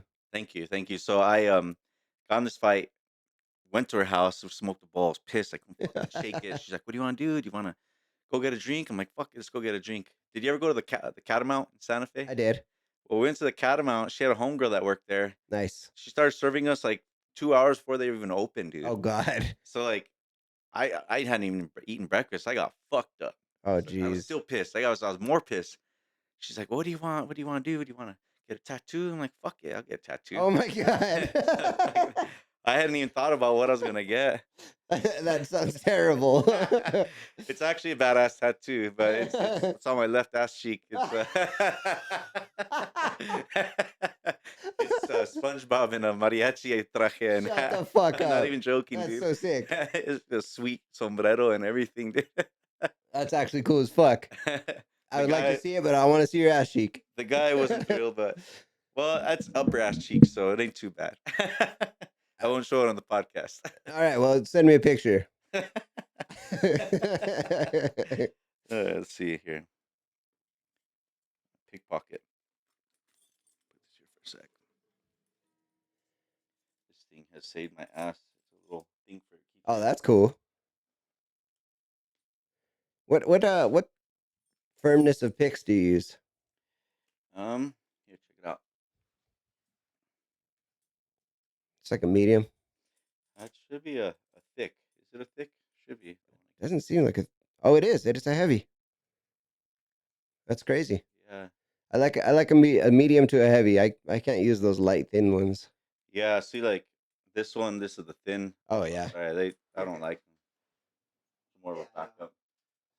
It like makes a funny noise on your string. Yeah, and it's not. I've found those things either like breaking or slipping out of my hand because they're so like you don't get a good sound. I agree. Let me tune up real quick. I forgot my guitar tuner. Oh, I got one. You want me to grab it? That's cool. I got one right here, brother. Thank you. Okay.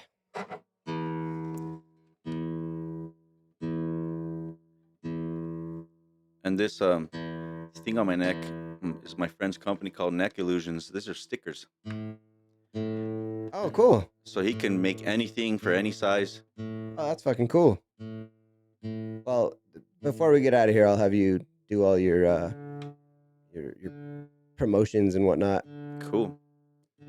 Dude, we freaking recorded a commercial for Banana Republic the other day. Shut the fuck up. Fucking sick, dude. That's cool. They fucking got us all G'd out in their clothes. And gorgeous models from like Israel and Mexico City. Oh my Shut god. the fuck up. It was sick, dude. In Santa Fe? Yeah, they recorded it on you know that train that they take people on, like cruising? It's like a train from the 60s. Is that the one that goes to Lamy? I think so, yeah. Wow. It's like a bar on it and stuff. They recorded us on that, like live playing, and had like 2 drones on both sides flying along. Oh shit. Took a ton of shots. I'll show you some pics after. I can't share any until it's the spring catalog that they're coming out with. Okay. But I can show you some pics after, and Well, crazy experience, man. this podcast won't air until probably late spring, maybe early summer. So Cool. so you can give me that stuff and I can tag it at the end of the video. Nice, dude. Nice. Yeah, it was wild, dude. We got paid like 7 G's for Holy like shit. 5 hours, man. Dude, that's fucking dope. Awesome, man. Yeah. I was in a movie with Jack Whitehall and Shailene Woodley, Robots, that was made What the here. fuck? Really? Yeah. Not like I wasn't a fucking actor in the movie or nothing, but I played mariachi in the movie. What the fuck, dude? Yeah, I need to see that. I'll show you too when we're done. Yeah. We need to share some shit. Yeah. Okay. So it's actually funny because like I play a lot of fast stuff, but I sing a lot of slow stuff. Interesting. So Jordan's like, dude, like you need to sing some fast stuff. I'm like, yeah. So I'm currently like gonna like I'm pulling out an arrangement of Canción del Mariachi for us to do. Okay. That's we haven't even started doing that. Oh, But, okay. yeah. So let's see, man. What can I do that will? Well, Give us something that's going to draw us into your current group. ooh, okay. Let's see. So this song actually, it's funny. This song actually, I always liked this song, but I never understood the words until a breakup. Oh, Do you ever experienced that? Like for me, I might have heard a song 1,000 times, but it's not until I'm really sad that I actually hear the words, and and I'm it like, takes on a completely different meaning. totally, Yeah. totally. So this was one of those songs. It's called Un Mundo Raro by Jose Alfredo Jimenez, Okay. and it's really it's kind of saying in a beautiful, like in a lot of ways, how beautifully sad it was for him. And if anyone asks about your love life, don't even mention me, you know. Okay. And but it's a really beautiful way of doing it. Okay.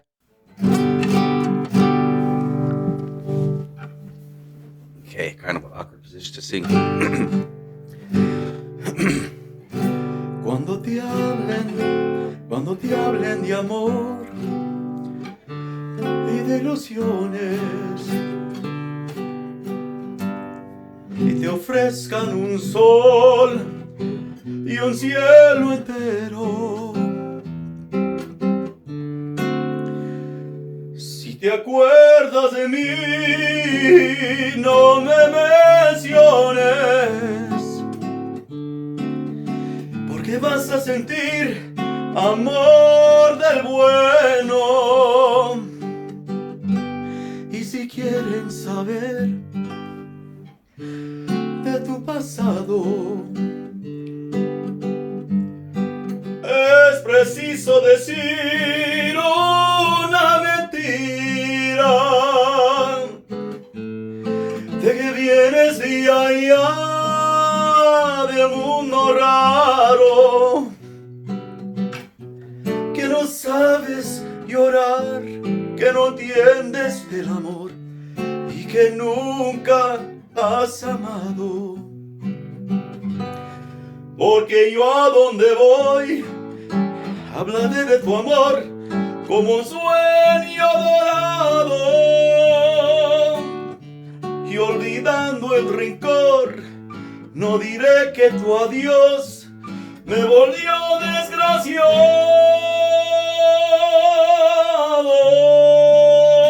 desgraciado. Y si quieren saber de mi pasado, es preciso decir otra mentira. Les diré que llegué del mundo raro,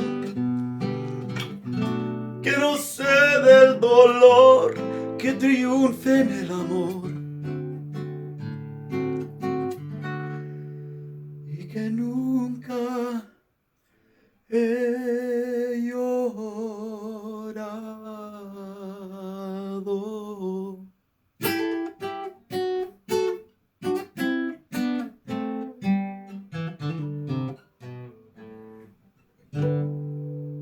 Woo! Fire. With those sonics at the end. That was hard to sing in this position. I'm sorry, dude. I don't make it very easy. Yeah, I'm probably gonna be a little bit pitchy on that one because of it, but No, that was good. It's all It was good. fantastic, man. You want me to do another one, or is It's up to you, man. like thinking give you a couple choices just in case one's better than the other or something, you know? We can move that mic back a little bit and you can sit up if that'll help. That would help. That would Okay, hold- greatly yeah. help, man. To get a good breath, I'm having to go.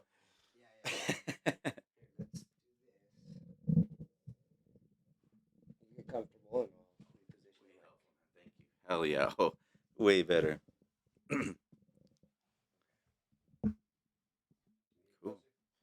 Actually, that's good. That's perfect. I'm wondering if I should just do. You mind if I just do that one again better, like another take, or should I just do Yeah. another one? What? It's up to you, man. Whatever you're feeling. 'Cause I feel way better now. Jeez. I mean, I thought it was fucking fantastic, but Cool. Well, not if you dig it, man. We'll just do another one then. okay. Man, there's so many tunes that I wish I could.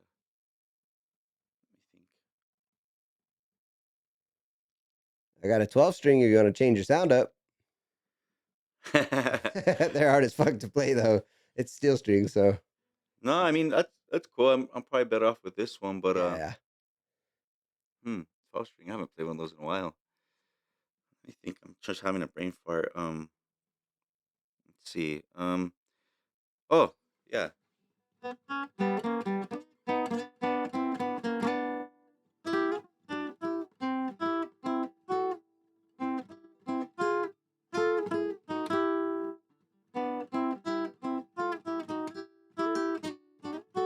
That's the same song.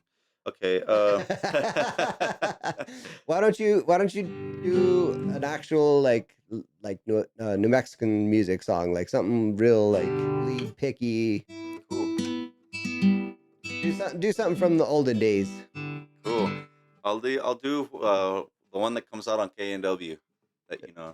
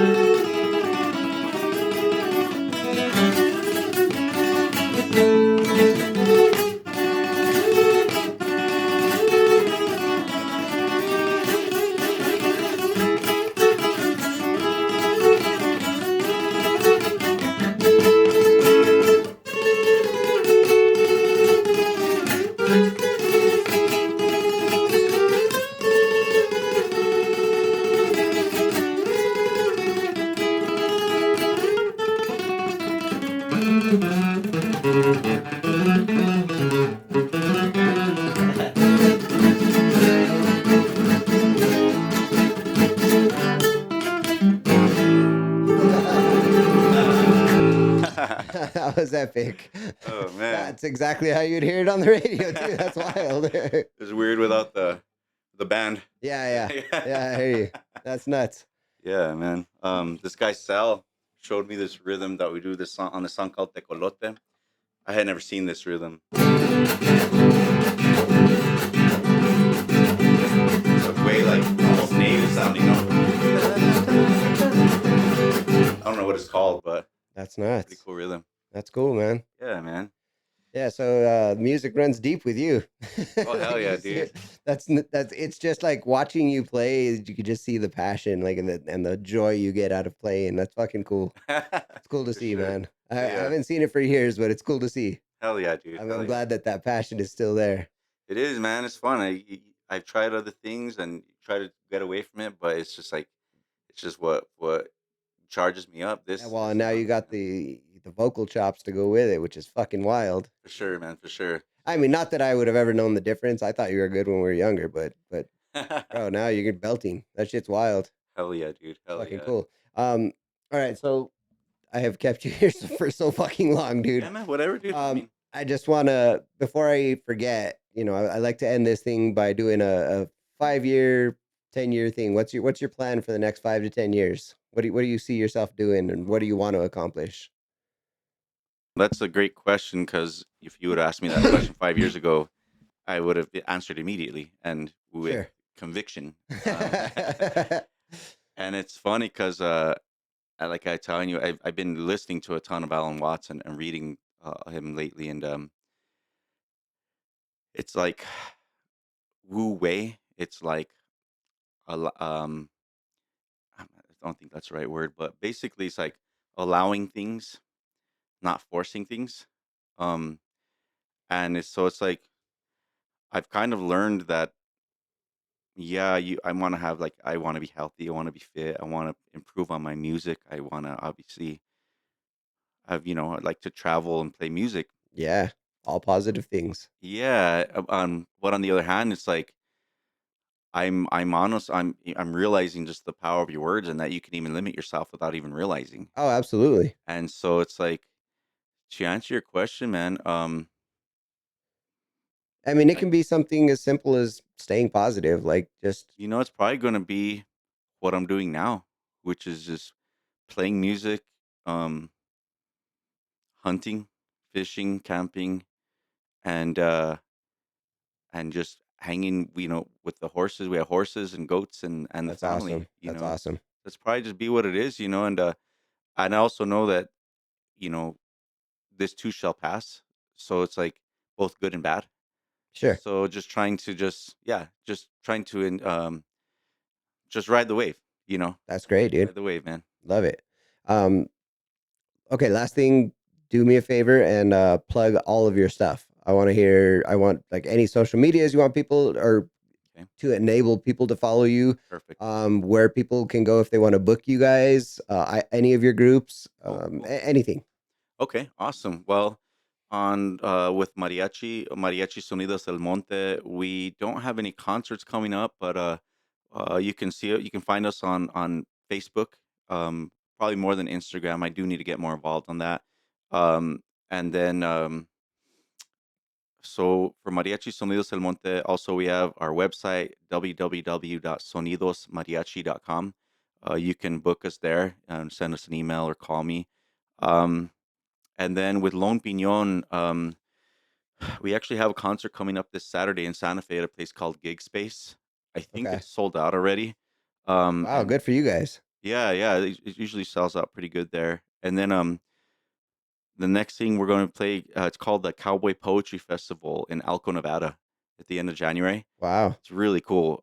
They have it's these are all like cowboys and cowgirls, like actual cowboys and cowgirls writing poetry out in the fields. Holy shit. Yeah, and they read it, and it's like brings you to tears. No It's shit. insane, dude. Yeah, Wow. bunch of phenomenal musicians. The town has like three big ass brothels. It's pretty wild out there, man. Wow. What a Yeah, trip. yeah. So and then Lompignon, we're starting to book our tours. I think we're going to be in Oregon in April. It's looking like New Hampshire in the beginning of September, and then I think a Midwest tour probably in the summer. Wow. Yeah. So That's fucking wild. yeah, so lompignon.com and also on Instagram and Facebook, we're really good at promoting and showing our tours and Good, stuff. good, good, good. I'll get on that because I didn't even know about any of that. Yeah, That's yeah, fucking nuts. totally. Yeah, and then also we recorded an album last year in Louisiana with a Grammy award-winning recording engineer named Joel Savoy. It's Wow. like recorded with like Linda Ronstadt and some amazing musicians. But so we're releasing an album. We're gonna have singles released February, March, and April, and our album released in May. Wow. Yeah, Bro, it's that's called Hot nuts. Carne Seca. Nice. Yeah, Nice. man. So yeah, good stuff coming up. And then, like as I was mentioning, we recorded that commercial with Banana Republic, so That's that'll be cool. coming out in the spring as well. Now, are you on any of the streaming platforms? You guys like on Spotify or anything? Oh yeah, Spotify, YouTube, Good. all that stuff, both groups. Oh, okay. There you go. Yeah, for sure. Yeah. Cool. Any other ways you want people to find you? I think that's about it, man. I'm gonna start writing a lot of songs this winter. Actually, I have a lot of just songs that I need to knock out. So who knows? I might do those, release those as a soloist or with Pinon. I'm not sure yet, And but if you do them as a soloist, where would we find those? that doesn't exist quite yet. But yeah, it will. Well, It make will. it manifest that shit. Absolutely. That's what I'm doing, man.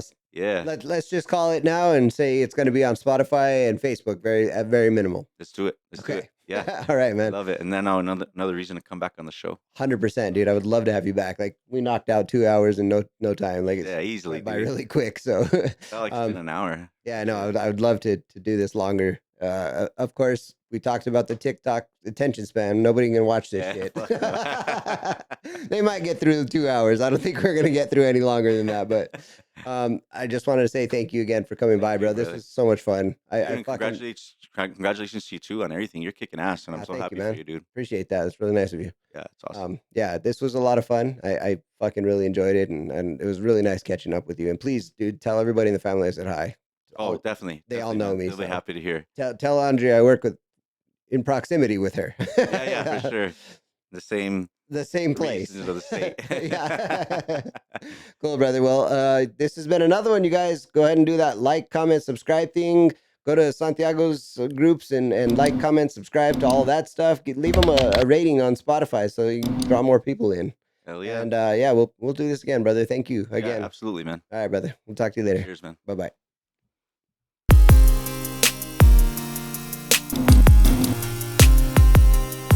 Legit, I could probably talk for another couple hours, but Same here, I'm dude. not even kidding. It just feels like we're hanging out, you know. That's what I love. That's what I want. That's what I try to. I aspire to do in all my episodes. Is just make it as comfortable as possible. It's just a catching up thing. Totally.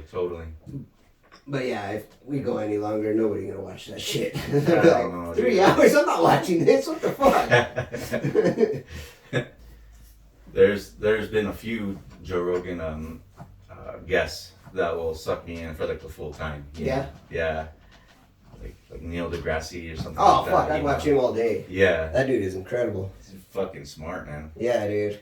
He's incredible. I love just watching his little shorts on YouTube or Me too. Yeah. on social medias. I'll just get sucked in and I'll just go one after the other until they're all Same done. here. Actually, I was talking about Logic earlier. Fucking I went and saw him at Red Rocks. Sick. 2019. That's sick, We're in dude. 7th row back, fucking right there. Well, then he came out, he popped up behind some fucking covey out in the fucking crowd with security guards. Was rapping right behind us. I have like a fucking selfie with him, like right behind me, man. That is so sick. I don't have that video anymore, but it was righteous, man. That's so fucking cool. He's a badass live performer, man. We can go in there. I want to show you some shit on the computer. I have a really bad habit of like leaving the room and not shutting off all these cameras. So then I go to edit it. It's like 6 hours long and I'm like, fuck! I have to cut out 4 hours of it.